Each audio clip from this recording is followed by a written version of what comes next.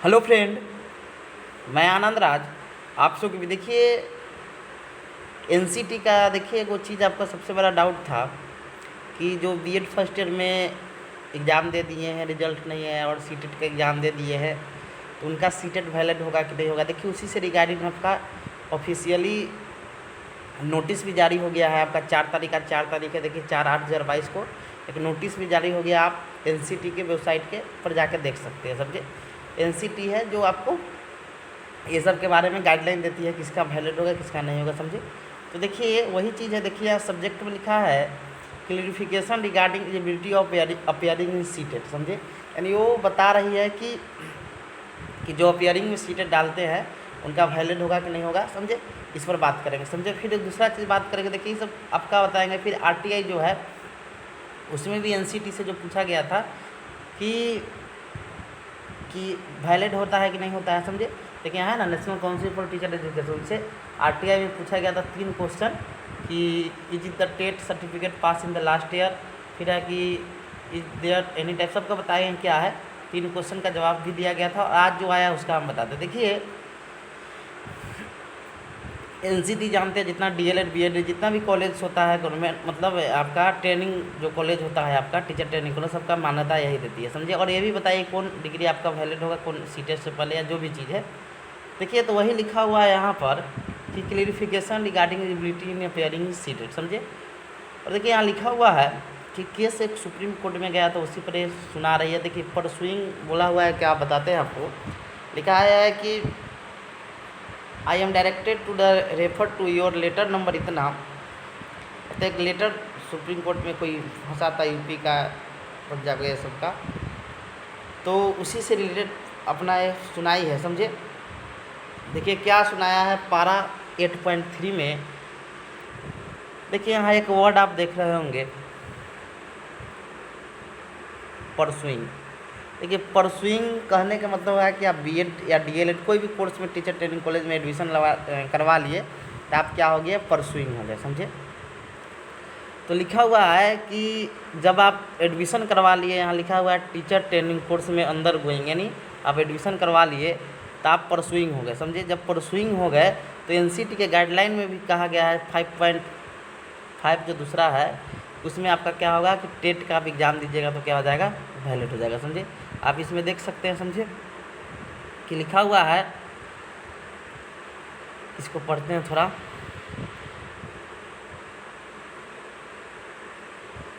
लिखा हुआ है पारा 8.3 में एज पर dictionary meaning the word pursuing means undergoing and या और proceeding hither.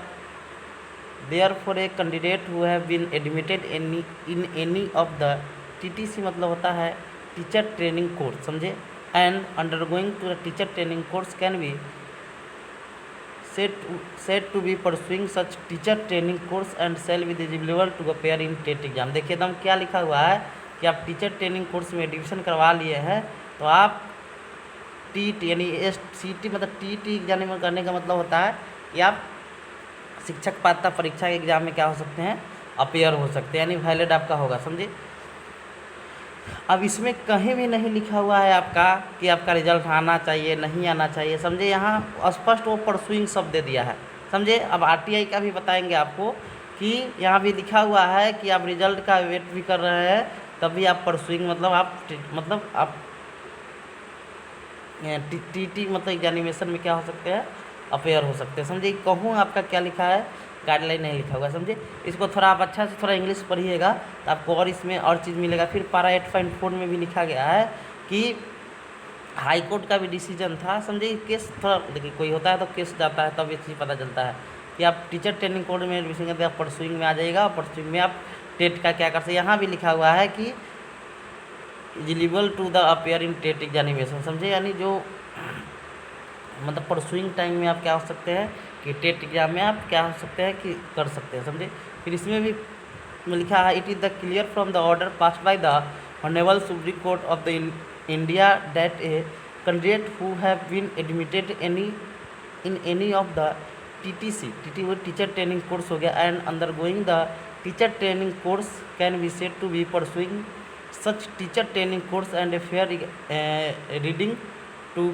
cause of NCT guideline a person who have been admitted in TTC and pursuing with the appearing TET examination। देख रहे हैं, यानी जो क्या है कि इसमें एडमिटेड हो गया यानी एडमिशन करवा लिया है तो लोग परसुइंग हो गए और टेट एग्जाम में क्या हो सकते हैं कि अपेयर हो सकते हैं। समझे, एकदम स्पष्ट गाइडलाइन आया है आपका किसका, NCT का। समझे, लिखा हुआ है आगे 3 नंबर में, इन view the above it the clarified that A fair reading of cause इतना of the NCT guideline a person who has been admitted TTC and is pursuing she are eligible for appearing TET exam, यानी वो exam में क्या हो सकता है, appear हो सकता है। समझे, मतलब कॉज बता रही है जो कारण सब है कि इस कारण से वो शामिल हो सकते हैं। समझे, इफ़ अदरवाइज एलिजिबल हैज पर extend guideline of TET certificate में मतलब 11 में आया था। समझे, ये आपका लिखा हुआ है। समझे, तो आप क्या है कि मतलब एग्ज़ाम में हो सकते हैं। समझे, अब देखिए किसको किसको फॉरवर्ड किया गया है मतलब कॉपी को, तो देखिए सीटेट के डायरेक्टर को कॉपी किया गया। समझे, मतलब फॉरवर्ड किया गया है कॉपी को। समझे कि एससी सीटेट, देखिए एक और चीज़ आप देखते होंगे कि सीटेट में आप अपेयरिंग जिसे डालिएगा क्या होगा कि आपका वो नंबर नहीं मांगता है। समझे, तो बहुत लोग ऐसा हिसाब बोलते हैं कि आपका फर्स्ट ईयर का रिजल्ट नहीं आया तो आप फॉर्म नहीं डाल सकते, मतलब बहुत तरह की बात है। समझे, अब फिर आपको दिखाते हैं RTI में क्या है, 3 क्वेश्चन पूछा गया था। समझे, पहला क्वेश्चन था, is the TET certificate passed in last year और in the last semester of any of the training course is valid या नॉट वैलिड। देखिए कह रहा है कि हम लास्ट ईयर में मतलब सेकेंड ईयर में TET पास किए, टेट पास किए, या लास्ट सेमेस्टर, बहुत जगह सेमेस्टर भी चलता है, तो हमारा टीचर ट्रेनिंग तो हमारा जो टेट होगा वैलिड होगा कि नहीं होगा। समझे, यहाँ देखिए यहाँ रिप्लाई दिया गया है कि the certificate of the TET would be valid for the period provide the course of pursuing in the successfully complete, यानी ये कह रहा है कि आपका क्या होगा, वैलिड होगा। समझे, दूसरा आपका क्वेश्चन था कि is there any type of mandatory condition that the TET certificate passed in last year या last semester will only be valid if declared passed in final year of concert training course before the declare of TET result, यानी कह रहा है कि आपका जो TET का result है वो पहले आ गया। समझे, और फाइनल ईयर आपका जो है बीएड का सेकेंड ईयर का रिजल्ट बाद में आया सेमेस्टर का, तो आपका वैलिड होगा कि नहीं होगा। तो देखिए यहाँ वही जवाब दिया गया है कि नो सच कंडीशन, इसका कोई मतलब इसका कोई नियम नहीं है, ऐसा कोई कंडीशन नहीं है। समझे, यानी आपका वैलिड होगा। समझे, तीसरा है आपका, तीसरा आपके लिए सबसे इम्पोर्टेंट है। समझे, तीसरा है आपका कि is the TET certificate passed in first year, यानी फर्स्ट ईयर में ही आप पास हो गए, या second semester of any training course is valid या नॉट वैलिड। यहाँ स्पष्ट लिखा हुआ है कि yes it is valid, the certificate of the TET would be valid of stipulated period provided the course pursuit, मतलब परसुइंग में है तो सक्सेसफुली कंप्लीट हो जाता आपका और क्या हो जाएगा, वैलिड होगा। समझ गए, तो कहने का मतलब ये हुआ कि आपका वैलिड है। इसका बहुत सारा कारण है समझे वैलिड होने का। Thank you.